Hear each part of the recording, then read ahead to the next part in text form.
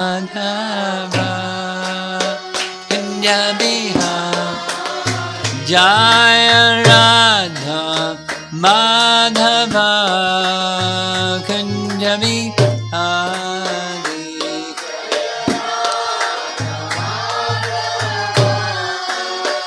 Kanya Bihari Gopi Jana Balabha Girivara Dhari Rama Girivara Dhari Gopi Jana Balabha Girivara Dhari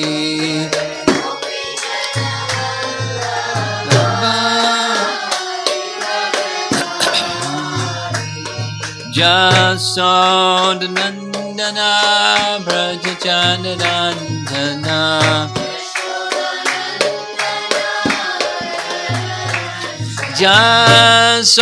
Jasodhanandana Brajachanandana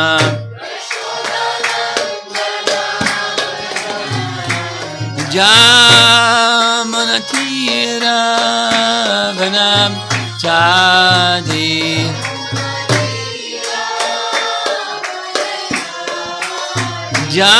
Jamanatira Vanam Chadi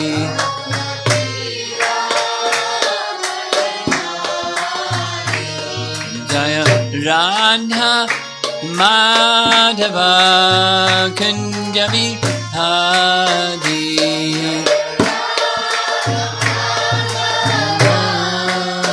Kanya Bihari Jaya Radha Madhava Kanya Bihari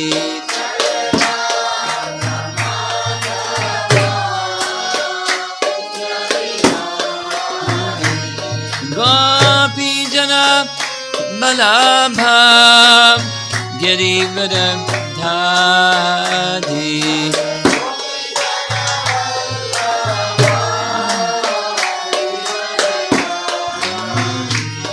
Gopi Jana Balabha Girivara Dhari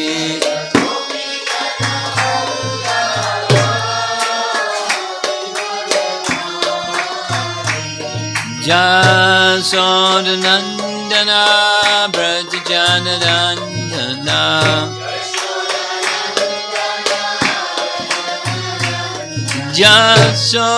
Jasodhanandana Brajajanandana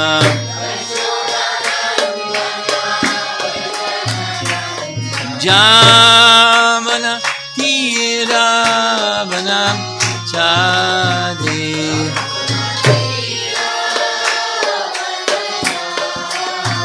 Jamana Tira Vanam Chadi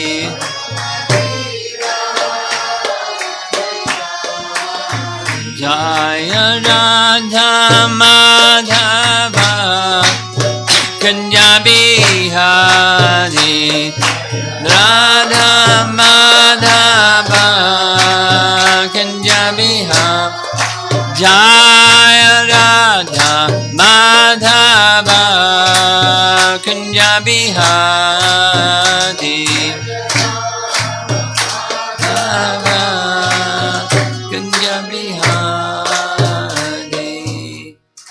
Jayom Vishnu Pad Paramahansa Parivijagacharya Astatara Simat His Divine Grace Esi Bhaktivedanta Swami Srila Prabhupada Ki Gaur Premanandi.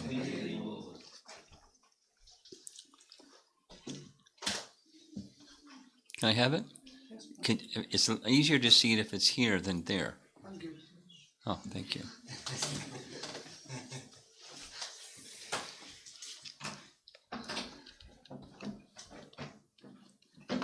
Okay. This is the last of the series of the topics about personalities from Ramayana. But a very celebrated person is, for this evening, Bharata. Bharata.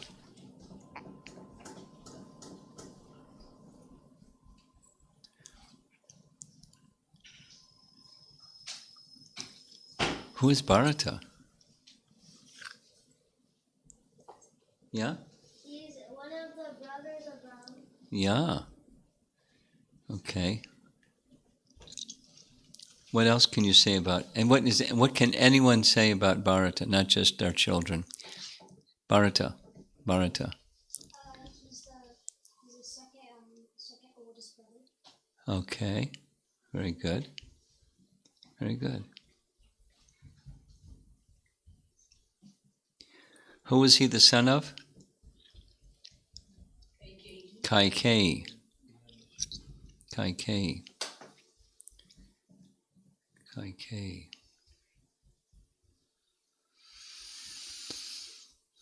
We heard the other day about the Vasudev, Sankarshan, Pradyumna, and Aniruddha. Remember that one? And we heard that Ram manifested as Vasudev, Lakshman manifested as Sankarshan. That just leaves two, Pradyumna and Aniruddha. Does anybody remember who is who? Pradyumna, Lakshmana, or Bharata? Excuse me, Bharata or Shatrughna? Yeah, Pradyumna is Bharata. So, there's another nice understanding, just before we go into the pastimes. There's 9 stages, 9 forms of bhakti. One of those forms of bhakti is pada sevanam. And guess who carrying the wooden shoes of Ram was exemplifying pada sevanam? You guessed it, Bharata. So according to Kshatriya codes, of course I've read different things. The name-giving ceremony for Krishna was performed 6 days. Is that right? No, that's wrong. That's wrong. The 11th day after the four brothers were born the same day, within hours, by different mothers.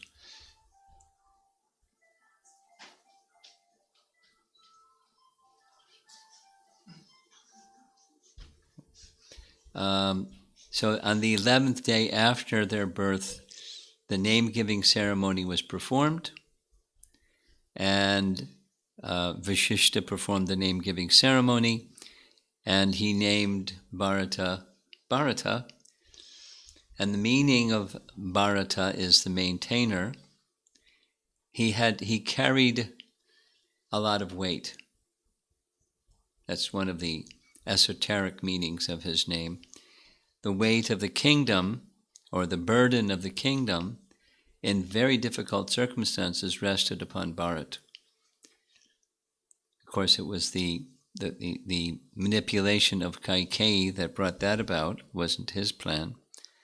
But he had to bear the burden of the kingdom during those difficult 14 years.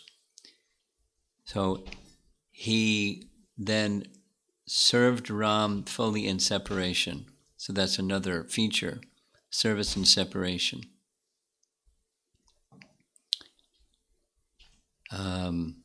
And he was feeling himself fully dependent, as Lakshman was, fully dependent upon Ram to carry out his service.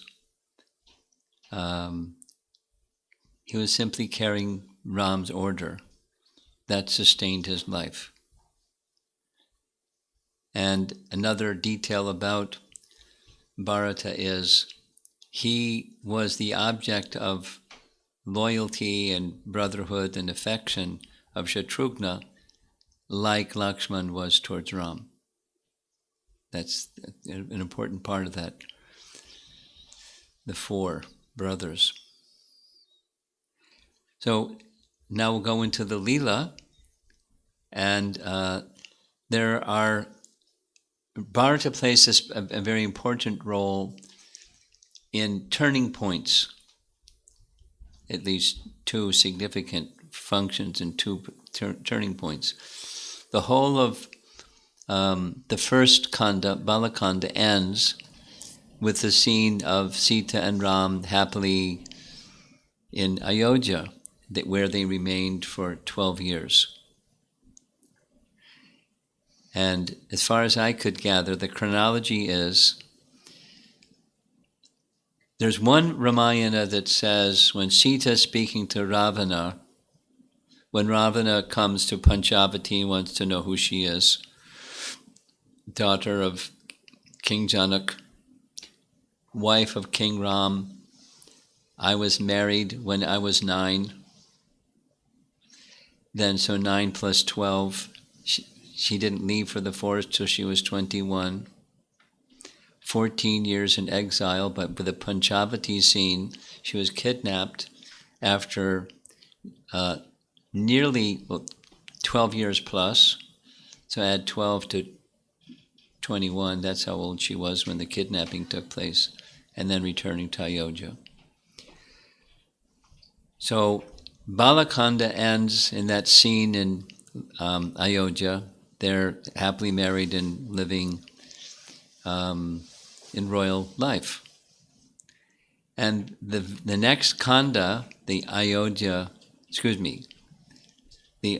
Kanda section, begins with Bharat deciding to go visit his wife's father.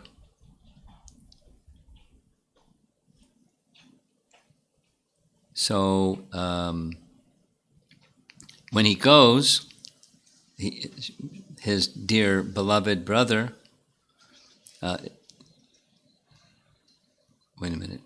his mother's father. Mother's father is his uncle, right? I always get these things mixed up. Mother's father, okay, uncle. So that's where he went, and Shatrughna went with him, and so they're absent from the kingdom. And then there's not a lot said about that visit until Dathras starts to get a little anxious about signs and his age, and he says something that's a little contradictory. He speaks about his full trust in Bharata, and then the next breath he says, but who can say the mind is very fickle? So he considers wrongly, and it prompts mistrust from Mantra and then in turn Kaikeyi. It's planned while he's away. Bharata and Shatrughna are away.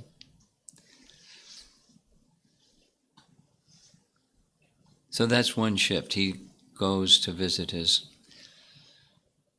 mother's father. The second twist happens, it's very interesting. Mother's father. Grandfather, maternal. Okay, grandfather, grandpa, okay. Yeah. Right.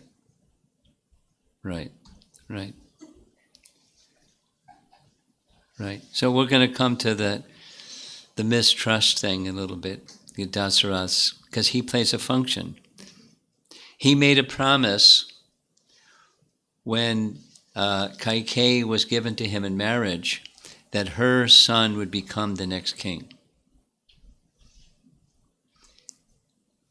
And people hadn't remembered it. Whether Kaikeyi remembered it or not, he didn't know, but he didn't want to risk any chances. So that's one of the reasons. What's one of the troubles? You give your word and you don't keep your word, you got some problems. So Next major shift happens when Ram,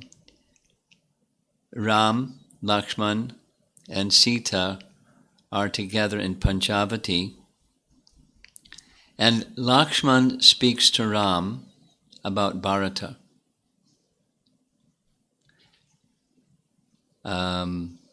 And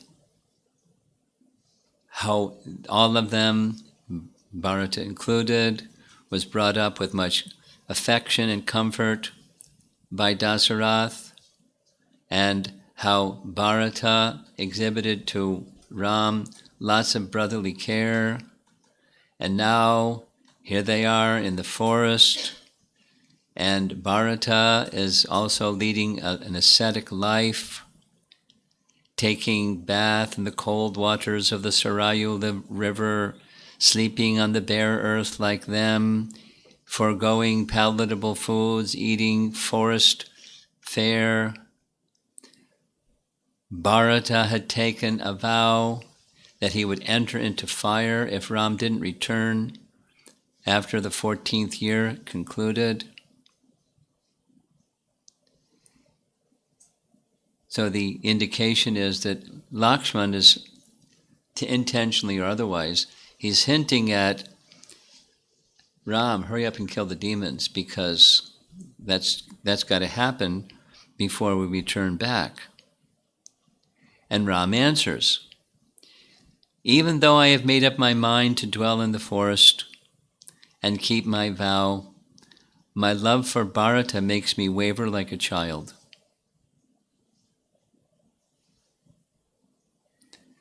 And that's the signal for the change of scene. Now, there's another signal for the change of scene, and that is Shurpanakha gets this idea to come after Ram, and then go after Lakshman, then go after Sita. But at least the commentators say Bharata has a very special role to play in this change of the whole Leela or drama of Ramayana.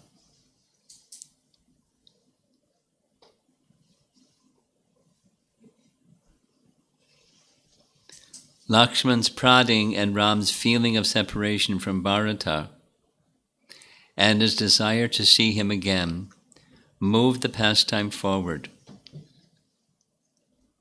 Sita getting kidnapped, destruction of Ravana, and then returning.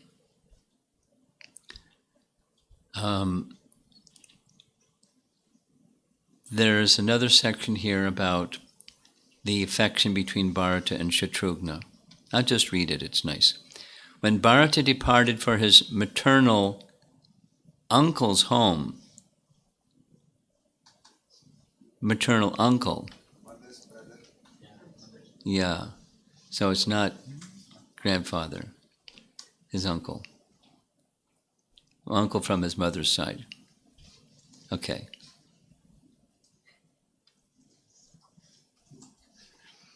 Out of love, he also took Shatrughna with him.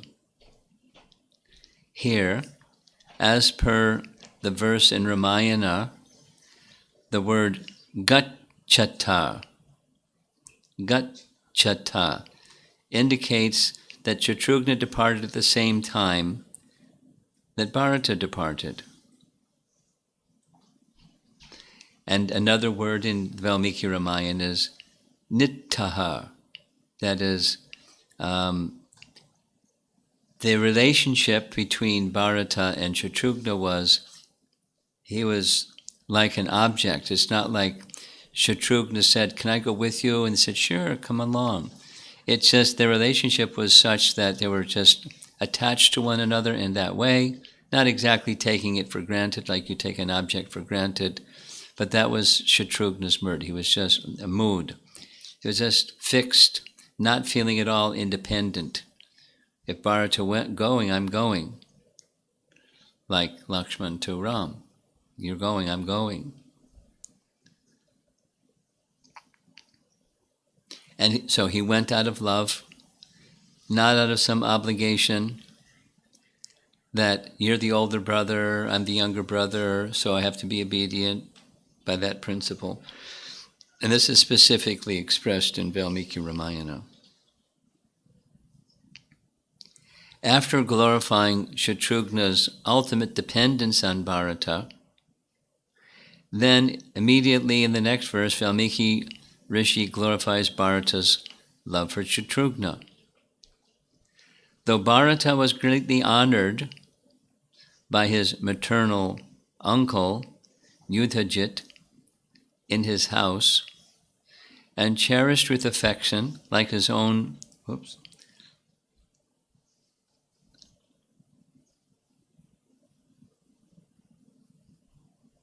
What happened? Oh.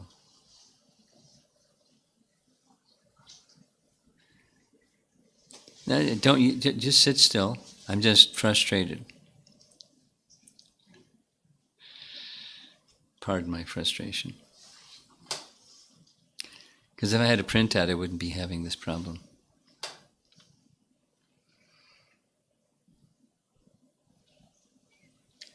Yudhajit was actually more affectionate towards Shatrughna than his own nephew, Bharata. Doesn't say why, just that was his mood. Although they resided in Yudhajit's palace, both brothers were always mindful of their relationship with Ram and were in constant remembrance of Ram. They were very Ram conscious, out of love.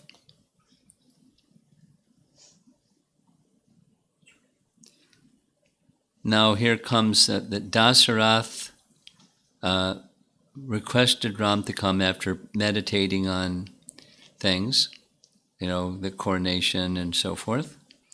He wanted to do it immediately, and specifically when Bharata was away from the city. That was a mistake. On the one hand, Dasarath expressed confidence in Bharata, in his saintly character. He always follows the orders of his elders. His mind is fixed on Dharma. He has his senses under control. And then speaks, on the other hand, that the mind of man is unsteady, which sounds contradictory. He has all confidence in him. But, so here comes this part. He promised the king of Kaikeya, while marrying Kaikeyi, that a son born of her will be the next king. So Dathras has some apprehension or fear that either the king of Kaikeya or his own mind, Dasarath's mind, which is fixed in Dharma, that is, keep his promise, something might change. And then that might mean that Ram might not become the king, so he wants to hurry up and quickly make this arrangement. So that's a function that Bharata plays in part of the drama. And then another function that Bharata plays, one of the meanings of his name, he maintains or he bears the burden. He bared the burden of mistrust. Unfairly, he didn't do anything. It was his mother and Mantra, but he bore the burden multiple times.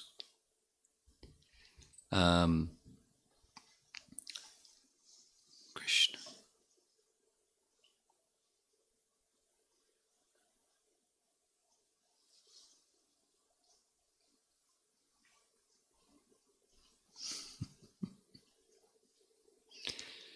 Okay.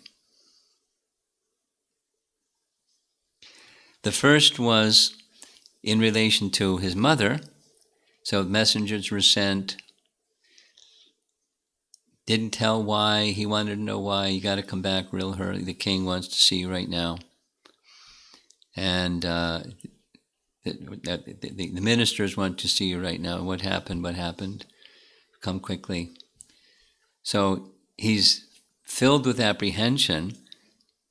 And then when Kaikeyi described the two Baruns, Bharata was very, very angry, not just displeased, very, very angry with his mother.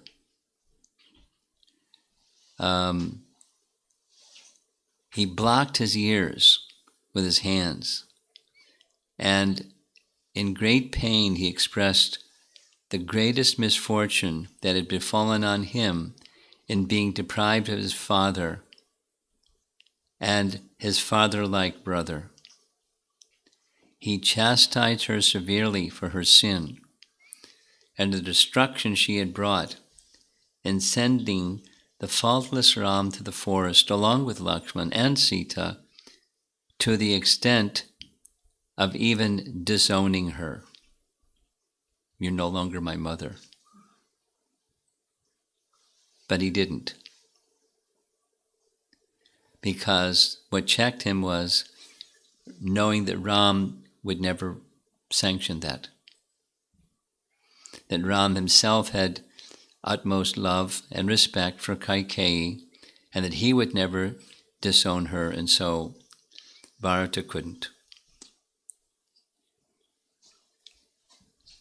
This particular mood happens later.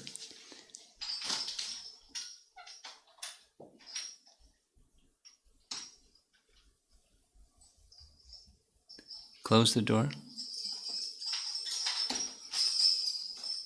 This particular mood happens later, after, we heard this already, but after the funeral rites for Dasarath, Bharata and Chitrakut are walking, and they're discussing their misfortune, and Chitrakut comments in anger about mantra, and then they happen to see mantra. And she's all decked out in nice clothes and nice ornaments and woo woo woo. And a doorkeeper, a guard, sees her, and he grabs her and brings her before Chitrakut, who declares loudly in front of everybody, "Now see how this wicked woman will be punished by me." So he doesn't say what he's going to do, but they have an idea what he's going to do. And Bharata steps in and says the same thing. Ram would never sanction punishing her. She is foolish, she's the cause of everything, but Ram would never sanction, so he can't harm her. And he said, if Ram would approve it, I would have killed my mother. But Ram would never approve it, so I couldn't do it. They're controlled by not their passions. They have passions, but they're controlled by their love for one who's the upholder of virtue. It's a very powerful force in spiritual life. You know, the mind and the senses can at times go this way, that way, but the control of higher principle resting upon a person who one has affection for, who is the emblem of higher virtue, it can check one's lower nature. And that's a function that Bharata played.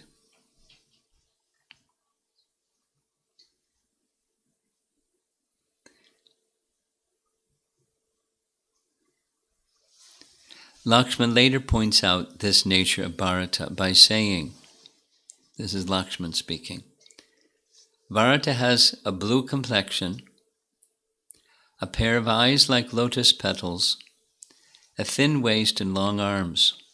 He is self-restrained, soft-spoken, sweet-tempered and truthful. He knows his duty and maintains a low profile. A subduer of enemies, he is heroic and great.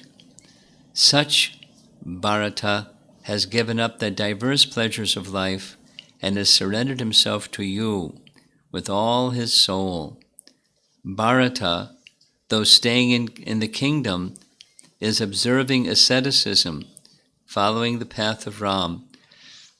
In grief, Bharata might have died, like King Dasarath, and ascended to heavens, but Bharata's going to heavens is a hindrance of getting a glimpse of Ram after return from exile.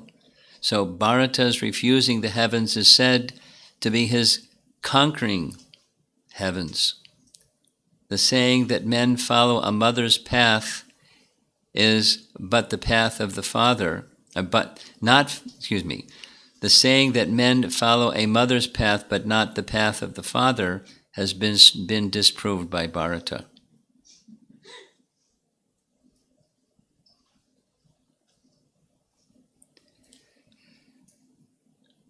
So there's Bharata's mood towards hearing this news from Kaikeyi, and then immediately, the next thing, after much distress and berating himself and his mother, he goes to see Kaushalya. And when he comes before Kaushalya, he doesn't even get to speak. She spoke to him first, and she spoke very harshly, in different ways, speaking as if he is the cause of all this and he has evil intentions, just like his mother. Bharata, hearing all of this, became extremely distressed and then pronounces in front of Kaushalya a whole string of curses on himself for having been born as the son of Kaikeyi and so forth and so on, because of whom Ram has gone to the forest, thus depriving Kaushalya of her son, in pitiable tones. So Kaushalya's hurt is immediately dissipated, and understanding his pure heart, she took him on her lap, Mother Kaushalya, and consoled him, comparing his love for Ram and herself to that of Lakshman's love for Ram and herself. So after speaking to Kaushalya, the funeral hasn't been performed yet. No, the funeral has been performed, and then comes Vishishta, along with the ministers, approaching Bharata, insisting that he take the rule of the kingdom. And just hearing this, Bharata was terribly pained, and he said, "How can I, being born from King Dasarath, usurp the kingdom when the kingdom and I belong to Ram?" Bharata was indicating that both he and the kingdom were subservient, dependent objects. So how can one dependent object protect another? Vishishta went on, well, it's just, Vishishta, you may say that just like a jewel box or casket is used to protect a jewel, both are subservient, dependent objects, and yet one protects the other, the box and the jewel. Bharata countered that by saying no,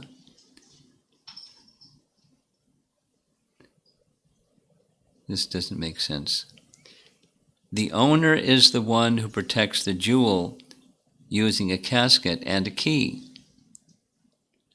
However, in his case, the owner, that's Ram, has not empowered him to protect the kingdom. So how is it possible for him to protect the kingdom in Ram's absence?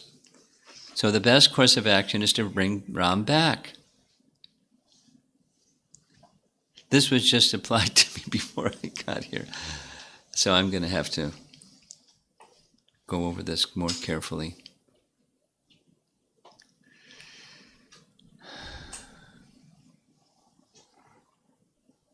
So he's determined to go appeal to Ram to return. And everyone's really happy. If I fail to bring Ram back from the forest, I will stay myself, as Lakshmana is doing. Then Bharata issued an order, Sumantra, prepare a journey to go find Ram in the forest. And we'll take our whole army and make roads and the whole thing. And off they go. Everyone's really happy. So when he gets to the forest, he gets another suspicion of evil intention from who? Who's the next one? Guha. So we went to this place. Were you there? Who was there? The place where they crossed the river. Remember that place? I can remember Bharata where he stayed in the cave also when we were reading. I was remembering those places.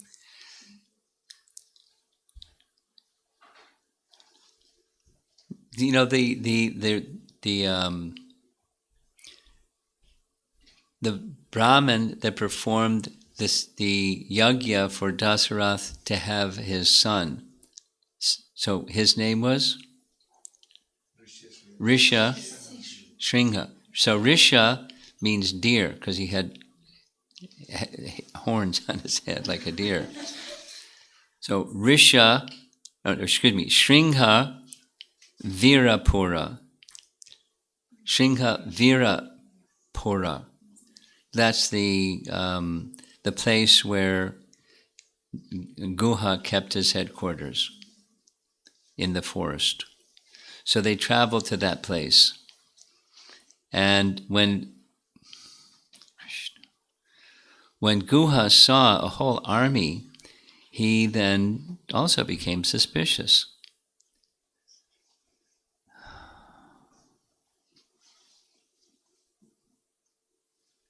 Yeah.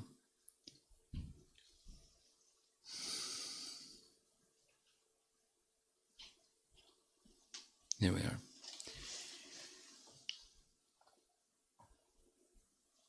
So he asked him, directly, are you going with this army to go harm Ram? And he started crying. When Guha then became convinced by his mood, he explained so many things, then Guha assisted and helped him cross the Ganges. Guha questioned the motive of Bharata and his reason for traveling with a huge army. Bharata was extremely anguished and informed Guha, may that time never come to pass. Ram is none different from my father Dasarath, and I am here to find Ram and bring him back to Ayodhya.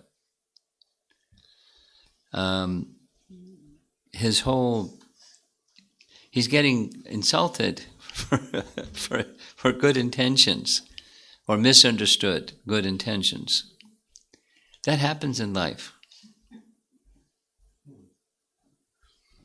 And Bharata had to bear it. He explained himself, and because of his genuineness and purity and so forth, Guha became satisfied. So getting on the other side of the river, they made a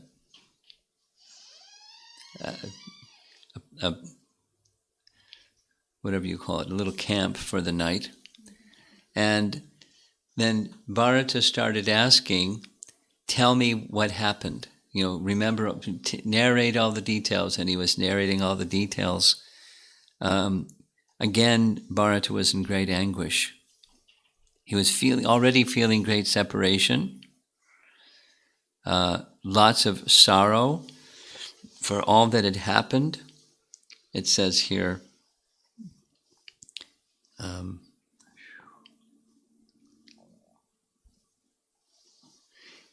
hearing from Guha that Ram and Sita had slept on the ground on a bed made of kusha grass, fasted by drinking only water, and their hairs were matted and dressed in cloth made of tree bark. Bharata fell down on the ground like an elephant wounded, while Chitrakut embraced Bharata tightly and lamented loudly.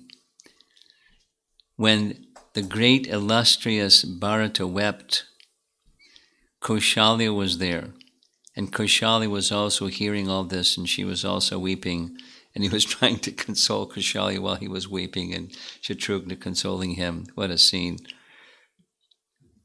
Bharata then condemned himself, because of whom Ram had to endure such a forced life with his wife, like an orphan instead of an emperor, honored by everyone. And he was praising the highly fortunate Lakshmana, who was able to follow Ram during a period of crisis. So then he took a vow that Chitrakut then also took.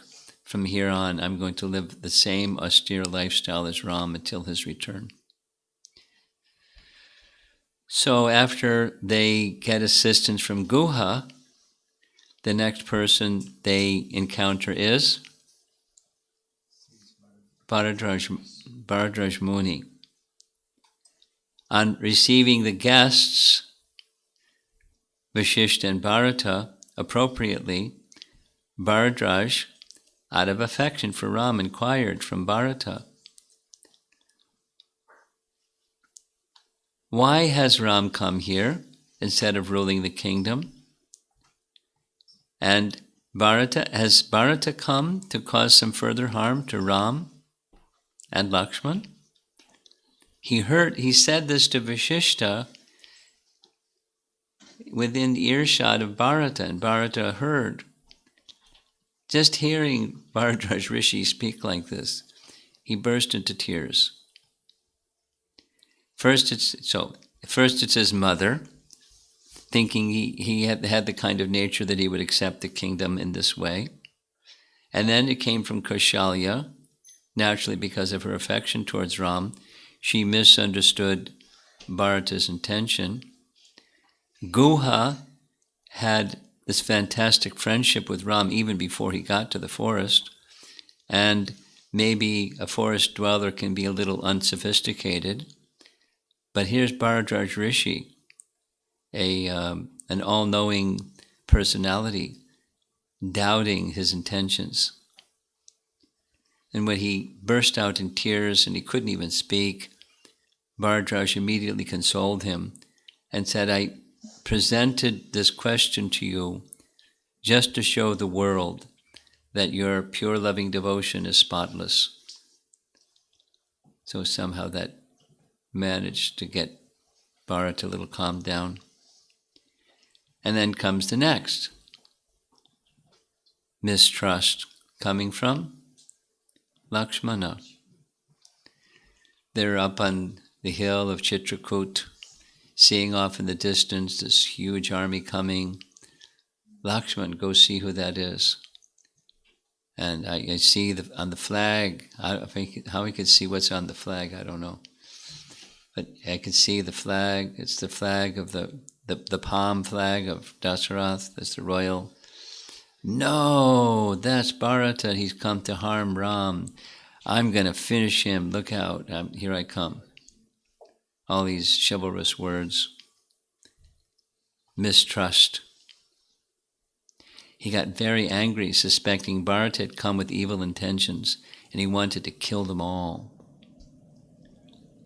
But Ram chastised him, glorifying Bharata's devotion,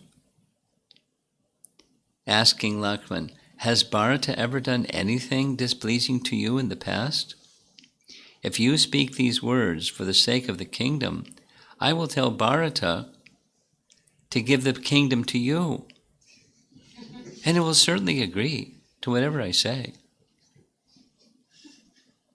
Lakshman was embarrassed.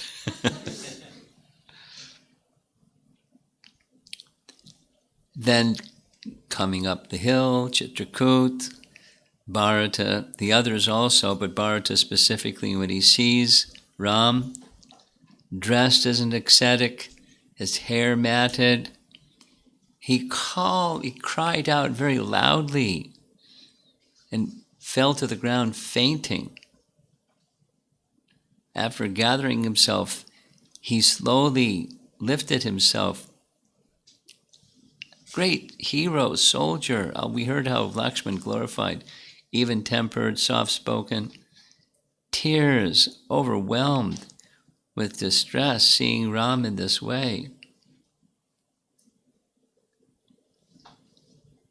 Ram turned and smiled at Bharata, who, along with Chitrakut, was rushing toward him. Stumbling even as he ran over level ground, Bharata swiftly approached Ram, fell before him at his feet. In a choked voice, he began to lament. Alas, here is my elder brother, who deserves to sit in a royal assembly, seated now in the company of deer. What a cruel destiny. Here is that exalted soul who should wear garments worthy many thousands. The language is terrible here. Wearing the bark of trees. All this is on my account. Fie upon me, condemned by all the world. Bharata fell crying on the ground, unable to touch Ram's feet. Seeing Ram, Bharata cried out again, O noble one, and said no more. Because of his anguish, weeping, Chitrakut also bowed down before the feet of Ram. So there's this back and forth, really interesting, intriguing dialogue, back and forth, back and forth, back and forth. Not so much with Bharata, with everybody else saying what they had to say. Ram saying what he had to say, appealing, Ram standing firm, upholding the word of my father. There's no better thing for me, no happier thing, nor more meaningful thing. Bharata tried the front door, the back door, and the chimney, and nothing worked.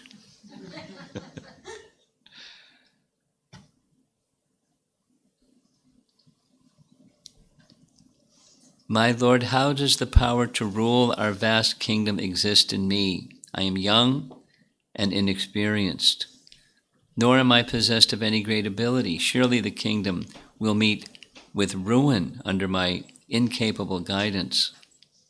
Because previously he said, how can I rule without the order of Ram? Now he's going to give the order. Stroking his head, he said, your humility is your real qualification. By virtue of this wisdom, you can protect the entire earth. Always seek counsel of learned Brahmins and rule with confidence. Then, the celebrated closure of this. Bharata brought before Ram a pair of ornate wooden sandals embellished with gold. He put them on the ground and said, please place your feet on these sandals, dear Ram. Let these shoes be the rulers of the kingdom, and I shall remain as their servant. These shoes will definitely supply the needs and maintain the assets of all the people. Ram immediately put his feet into the shoes, and then Bharata placed his sandals on his head. For the coming 14 years, I shall live in a hut outside Ayodhya. I shall survive on only fruits and roots, and my hair shall be matted like yours. If at the end of this time I do not see you return, O Ram, I shall then enter blazing fire. So when the battle in Lanka was over, Ram had to hurry up and get back because the evening of the 14th year was closing in. And he knew that Bharata meant what he said, he would enter into fire, and that would be terrible. So Pushpaka Vimana, let's go, and zoom, off they went, back to Ayodhya.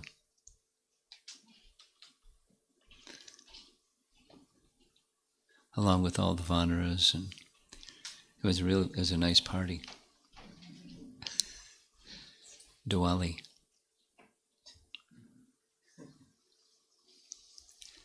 There's many nice things. When the Pushpaka Vimana descends, Ram sent Hanuman ahead to see what's Bharata's mood. Maybe in 14 years his mood has changed. Maybe he's attached to being the king.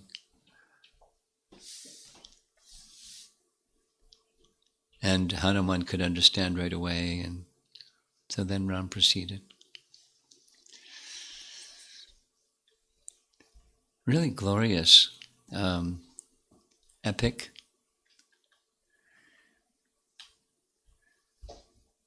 It's nice.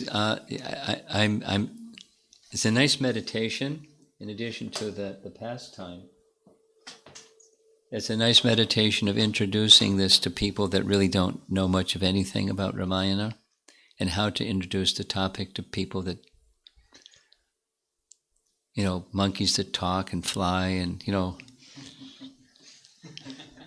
and all the names and the relationships, that it's, how to bring the flavor and the mystery of Ramayana. Of course, even if people don't know, it's still, there's a special potency to Ramayana, because it's the Ram's pastimes and compiled by Valmiki and so forth. But the latest meditation is at the very beginning.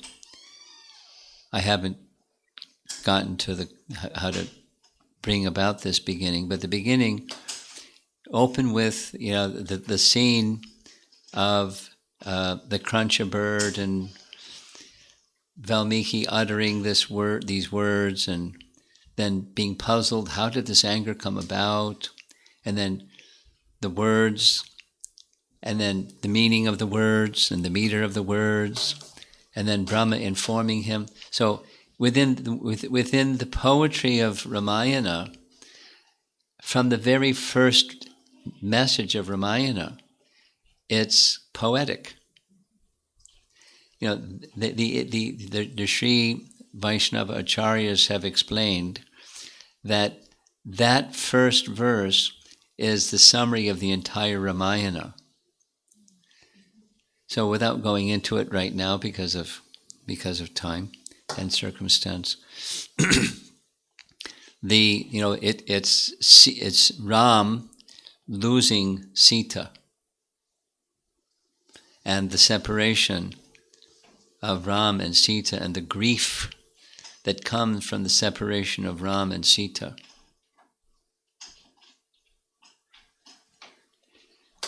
So it's metaphorical. It doesn't mean that Ramayana is metaphorical. It's actual it's history, but narrated in such a way that it's poetic. And with poetry, there are metaphors and similes and all kinds of things that require refinement of a nice poet to understand what's the meaning, what's the deeper meaning, and the deeper meaning of the deeper meaning, and so forth. So there's the surface meaning that anyone can hear the story and just appreciate the story. Wow, it's a lovely story. Very fascinating. Very, very fascinating story. Kind of like, a children's story that may be fascinating, and there's some nice meaning behind the children's story. They don't really understand, they just know the story. But this is about the personality of Godhead, and it's meant to be sung. It's another nice thing. When after Valmiki composed Ramayana, he then began to contemplate how to propagate it. And then, right at that time, as he was contemplating, Love and Kush came before him, and that's it. So he trained them in music and meter and Sanskrit and this and that, and so they sang it and sang it and sang it and sang it and became proficient in singing it and singing it to the point where they sang it before Ram.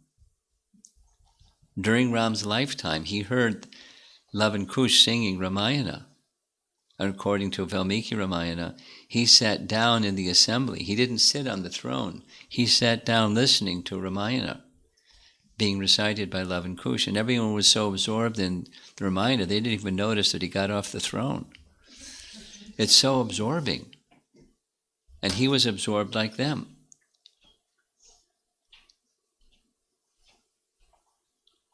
And then later they became the next king after Ram. So it's filled with charm, filled with lessons.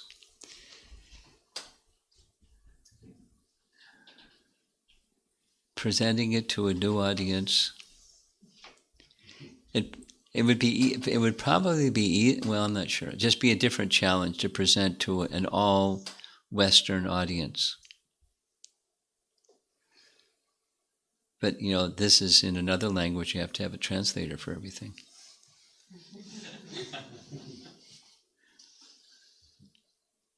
Anyway, wish me luck.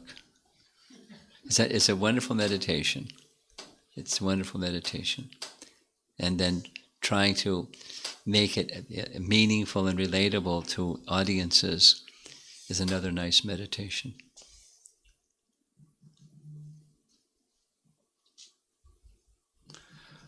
Okay, let's see if there's some discussion. We're not doing really good with the social distancing, but you have something? Okay.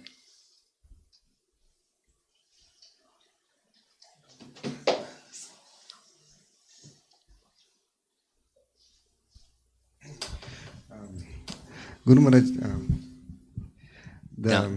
Volume. Reduce. Yeah. So the last point that you mentioned, I had a question on different one, but when you mentioned the last point, that even Lord Ram got attracted hearing his own story.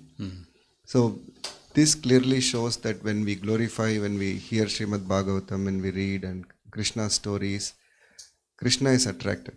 So just thought about that. So I have two questions. That happens in Brihat. No, it happens in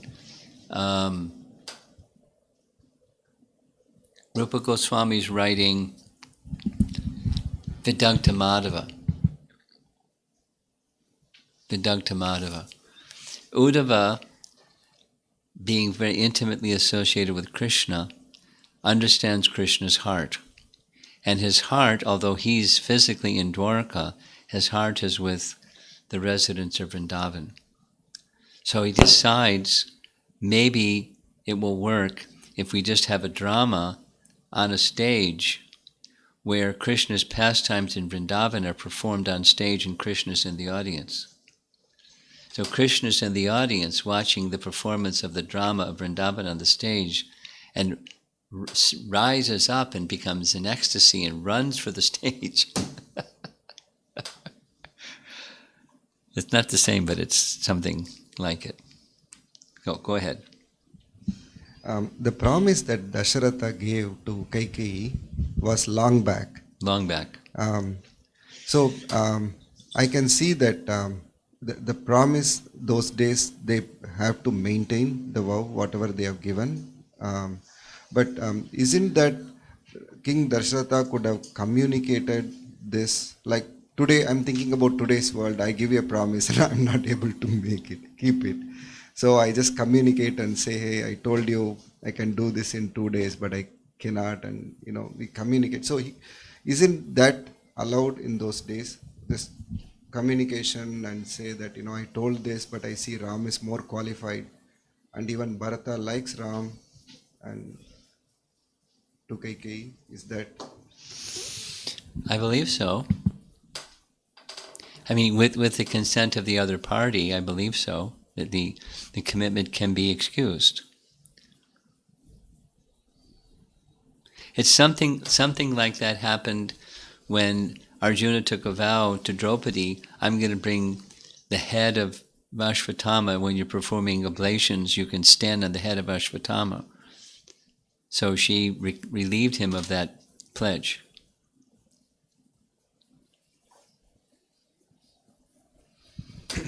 And the intention of Bharata was misunderstood. Yeah. And how he took it was a great, it's a wonderful character of Bharata. It happens, as you mentioned, Guru Maharaj, to all of us. Good intentions are misunderstood. Yeah. Because it has the potential to break relationships. Yes. So, what should one do to avoid or keep the maintain the relationship? Okay. Those are two different questions. Good character. Because the mistrust was dissolved by his good character.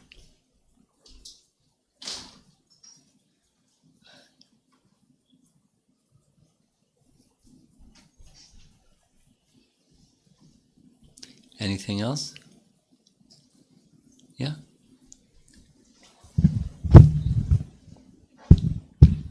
So inside the beginning, you're saying that all the four brothers were born on the same date. They were born on the same day, different mothers.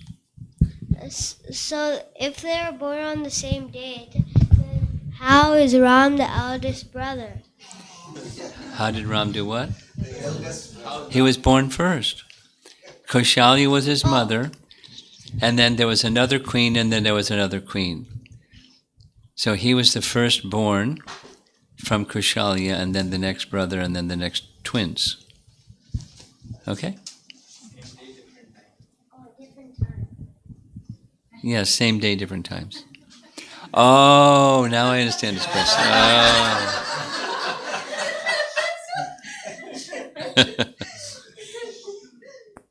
Okay, anything else? Over here? Over here?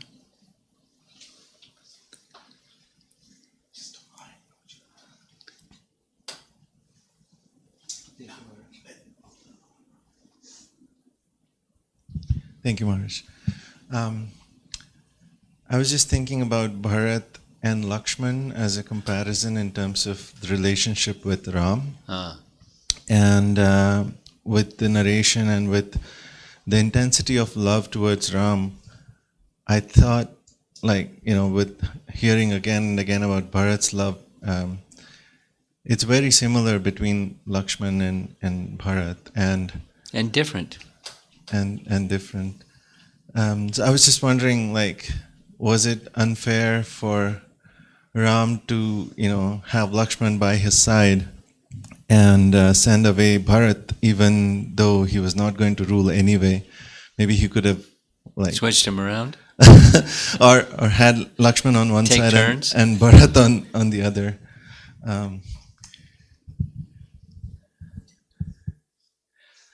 Well, you have to ask Ram. It didn't fit the script. I mean, before that scene happened, what we hear is about Lakshman is there was already that fastidious relationship. Ram wouldn't eat unless Lakshman was there and was eating at the same time, and etc. They were, the object and the shadow of the object. They were inseparable. It was already like that, and it wasn't contrived. It was just the nature of their love for one another. It was a mutual love for one another, and Bharata, it seems, had the more quiet nature, and kind of in the background, and then further in the background is Chitrakut, who is really in the background of the background, and that's just his nature. Not that he's smaller It's just his nature.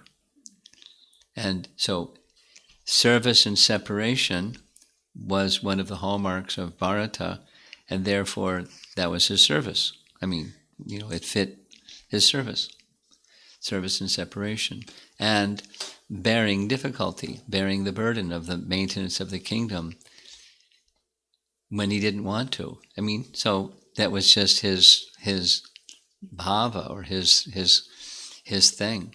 So he was given his thing to do within the Leela.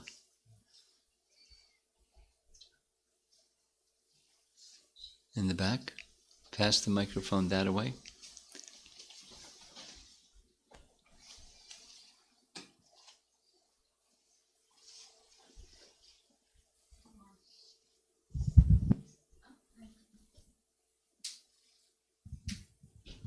Hare Krishna Maharaj. So I am thinking about, I'm trying to understand the relationship between Lakshmana. Can you hold the microphone by your Okay. mouth? It'll make it easier to hear you. Okay.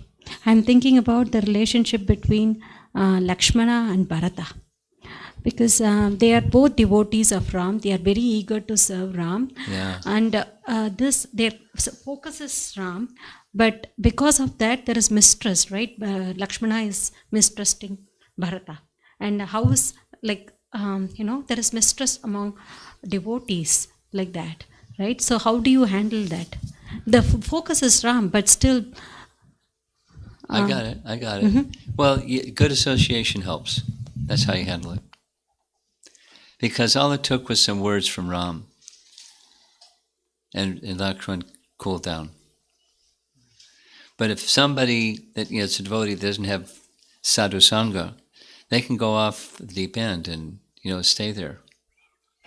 So sadhu sangha is really the cure. If it can happen on that level, then what about our level? But when there's some mistrust, some misunderstanding, or some interpretation of intention and motivations and so forth, it goes on. So sadhu sangha. So then we got to have some more sadhus around, and sadhus that are accessible to give their sangha.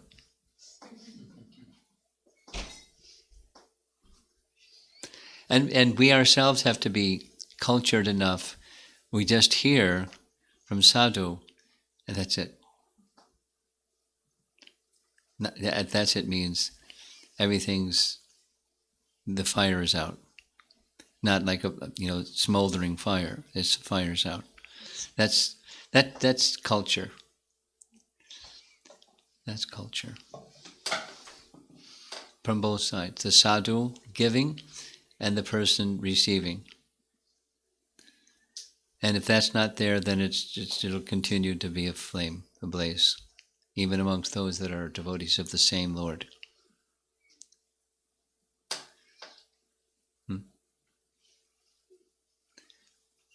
Anything else? You have something? No? Okay. Anyone else? We're done. Okay. Online. Okay. Online. Up front.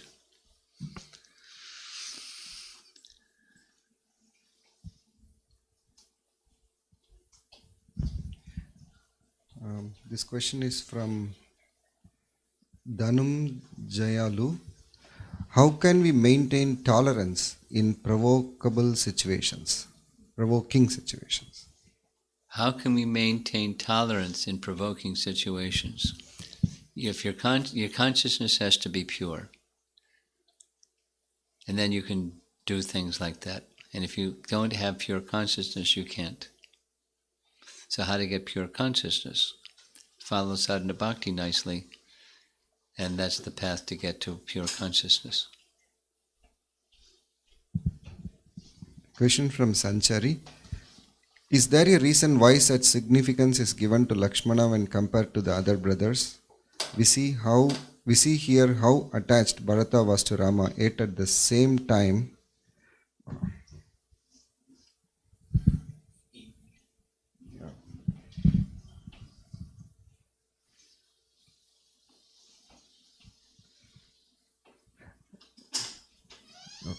Yet at the same time, we usually think of the brothers as Rama and Lakshmana and Bharata and Shatrughna. Is there a deeper understanding behind how and why their relationships developed in this way? Or was it just the Lord's sweet will? Well, it's not exactly any one of those or not any one of those. They have a relationship with one another, and Lakshman's relationship was what it was, and Bharata's relationship was what it was. They have their moods, just like us, and just like Sanchara, you have your mood, and you're not the same as your mother, and you and your mother are not the same as your sister, and you're individuals, and you are who you are. And, we accept you for who you are. We accept Lakshman having the kind of attachment for Ram that he had. And Bharata was more, I'll serve from a distance in a humble way. And it doesn't mean he wasn't attached. He just had a different mood of his love and his relationship. So we just allow for differences. It's just different persons have different natures, and we appreciate that.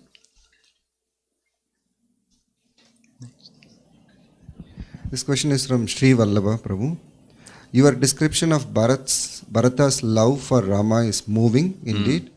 Is there a description of how Sri Ram received the news of his father's demise? Yeah. It happened at Chitrakut, and he broke down,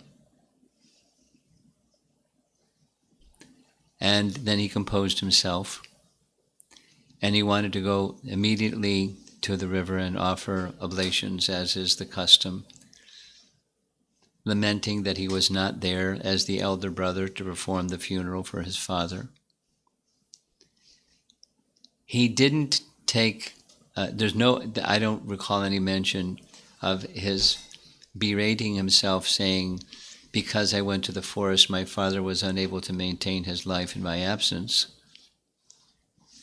Although, that is in one sense that which precipitated his demise. No mention of that. But sorrow, grief, and religious performance, and lamenting that he did not have the capacity to perform his final rites, which, when it came to Jatayu, he was saying just the opposite. I was unable to perform my rites for my father, but I'm able to perform the rites for Jatayu, who was very dear to my father.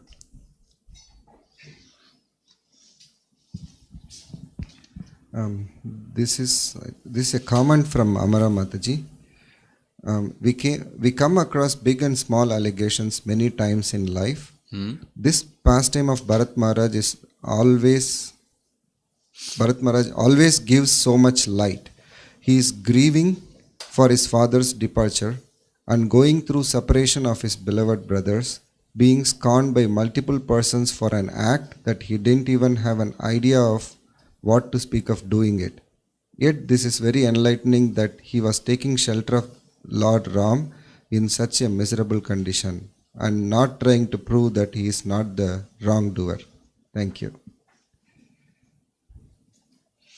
He spoke the truth, but he didn't get into a defensive and whining mood. He was hurt that he was mistrusted so deeply and again, but he had a mission, and that was what was carrying him forward.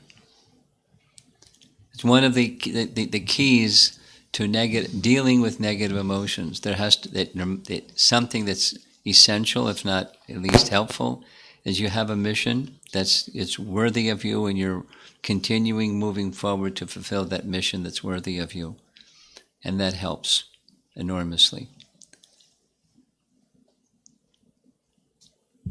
This question is from 4-year-old Nandanandan, I think son of Reshma. He wants to ask what surrender means. When your mother says clean your room, you go clean your room.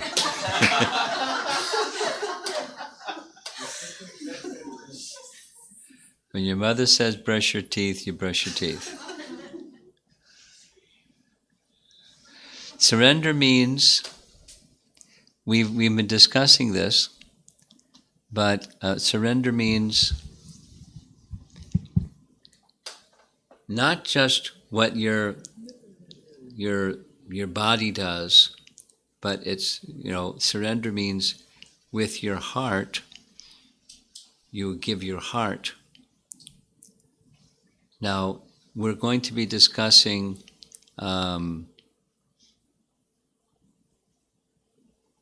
Ram's explanation of what surrender means in the very first class, which is going to be in on the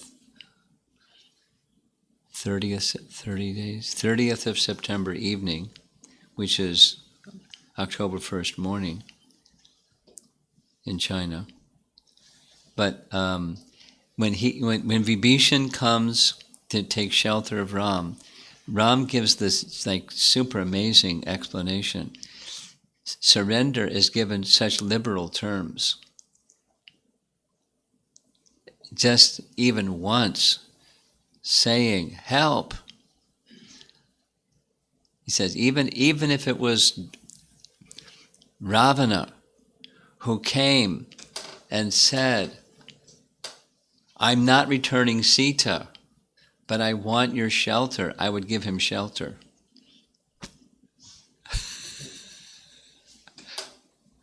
And even if Vibhishan is not Vibhishan, but it's actually Ravan in disguise, but because he's coming, I would give him shelter.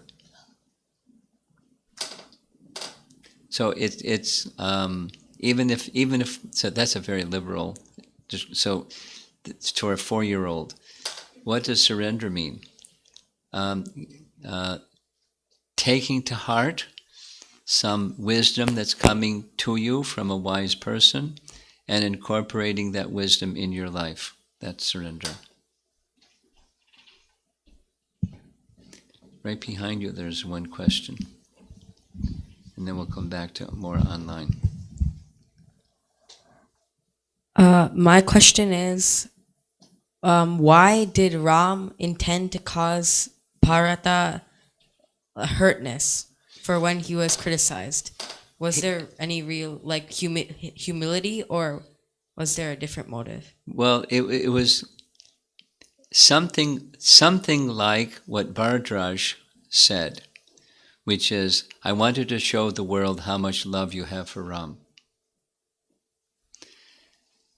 So similarly, when Vamana treated Bali Maharaj the way Vamana treated Bali Maharaj, even after he surrendered everything, and he rejected Shukracharya's instruction to not surrender to Vishnu, he still treated him like a criminal, bound him by rope, and everyone's going, whoa, wait a minute, yada, yada, yada, what's going on here?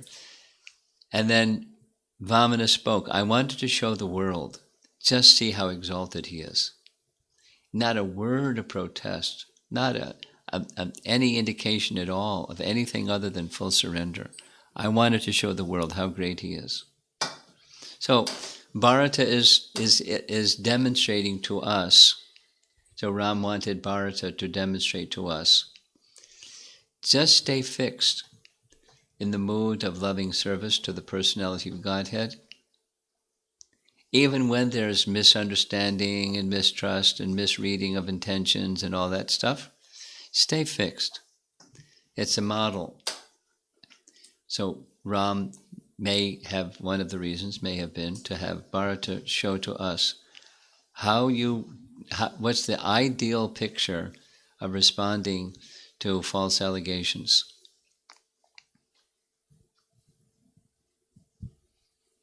And stay fixed. Okay, you ready for more online?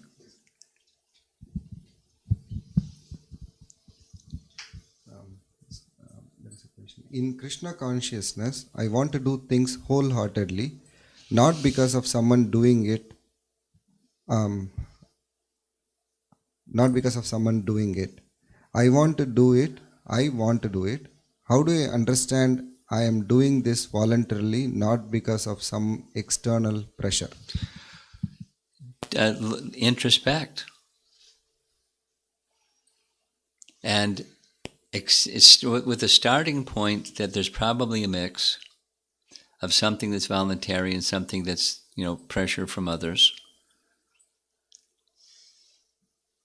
And by introspection, try to move towards it's more voluntary.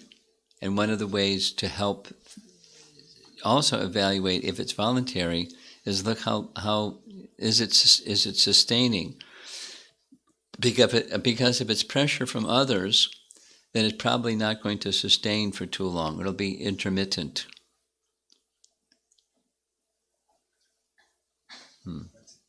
Okay.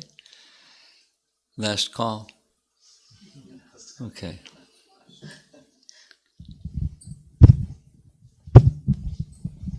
Yeah, Hare Krishna Guru Maharaj. The 4-year-old question gave me the inspiration to ask this.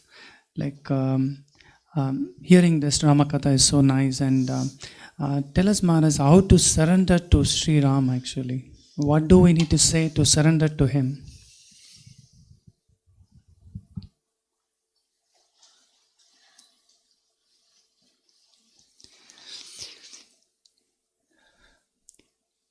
I like what Bhaktivinoda Thakur says about this. There's a sequence. Harikatha cleanses and nourishes faith. And with faith comes surrender. Then he says they're quite similar. They're not exactly identical, but they're quite similar. Faith catalyzes, he doesn't use that word, it brings about surrender. And as faith increases through hearing of Harikatha, surrender increases. So hear lots of Harikatha from your heart. And then you'll find surrendering becomes more easy, more natural, more sweet. Thank you, Guru Maharaj. And promote the hearing of Harikatha, and then you're going to hear more Harikatha just by promoting Harikatha. Back there?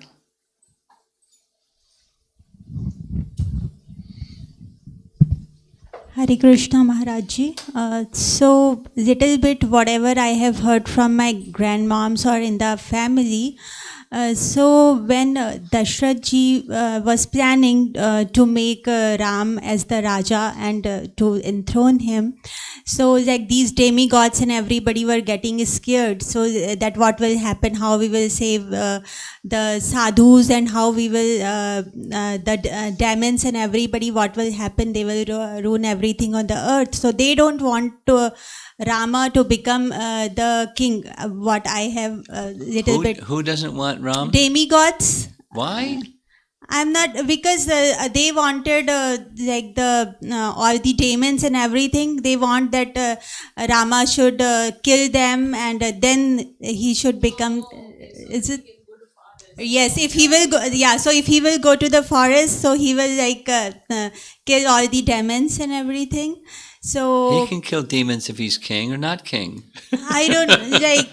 Yes, I don't know can. what Ramayana your grandmother was reciting from. Right. Yeah. So that. Yeah. So yeah. So my question is like, Maharaj, because Rama is the supreme personality of Godhead, and everything he was knowing, it was all the plan and everything was planned according to his will. Yeah. So whenever we hear about Ramayana, like when it comes to Kakai or mantra, like a negative emotion comes. But though they were so elevated, they were in the past time, like they were the Kakai was the mother of Ramji, and like even Mantra was also serving Kakai. So how should we look those characters? How should you view Kaikeyi and Mantra specifically? That's what you want to know? Yes. They were instruments of Ram's will. That's how you should view them. That's what... no, but I'm... Okay. Instruments of Ram's will. Something that I appreciated, I've said it multiple times. I don't mind saying it many more times. It came out a little bit here with Bharata became a game changer or a dynamic changer when he left. Now he wasn't in Kaikeyi. So Yadrichchaya, you've heard that term before? Yadrichchaya is used in Sanskrit to mean inexplicable. It's translated as somehow or other. We're used to things that have cause, and then there's the effect. So this is the effect of that cause. But something that just doesn't seem to have a cause is identified as Yadrichchaya. And the commentators say, Valmiki used this term twice in the whole of Ramayana, and one is when he introduced what Kaikeyi did, somehow or other. And then the somehow or other is this Ram within the heart of Kaikeyi inspired her to do what she did. She became an instrument of Ram's will.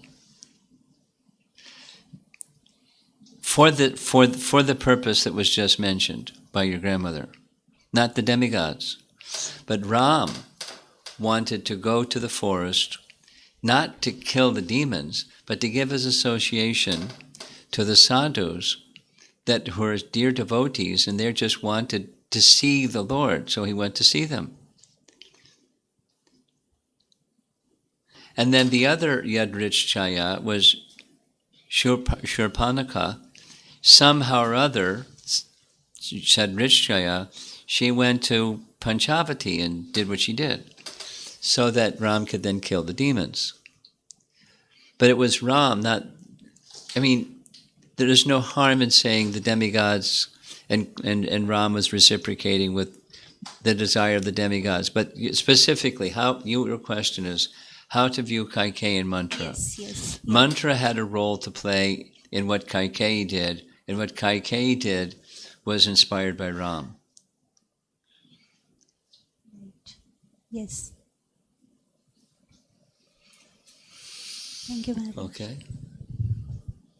Anyone else? Or we're done?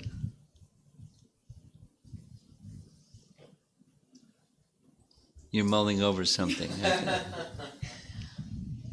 was really very much taken over by the point that you said that kept ringing all through the class, like how you said because of the love that Bharata carried for Ram, and Ram is the emblem of all virtues, he was maintaining his character by that. Yes. So I was very important. Yeah, I was thinking about how, like, in Rupa Goswami's Nectar of Instruction, he says like how following in the footsteps of previous acharyas. Yes. So I was like thinking how vital it is to have that sadhu sangha and somebody to look upon on a regular basis. Let me share this with you and with all of you. Growing up in America, I didn't know anything about Vedic culture or anything. And it wasn't until much later, after living as a devotee for some years, I began to be curious about Ramayana and read bits and pieces, because there wasn't really a Krishna Dharma Ramayana to read. But I found it very inspiring to lead a virtuous life, because that was the impact on my heart. It was a life of virtue. How inspiring. in real practical terms. Real practical terms. So, like your grandmother giving details, or anyone giving details, because we were at another home where, her grandmother was also telling her stories, and I said, so you should tell your granddaughter some stories. Because just that hearing it builds culture, builds a culture of virtue. And then if there's somebody that is a person you can go to, not just a character in a story, because that has its potency too, that's Shabda. But then there's a person that's the walking Shabda, and they're living it and speaking it. How valuable.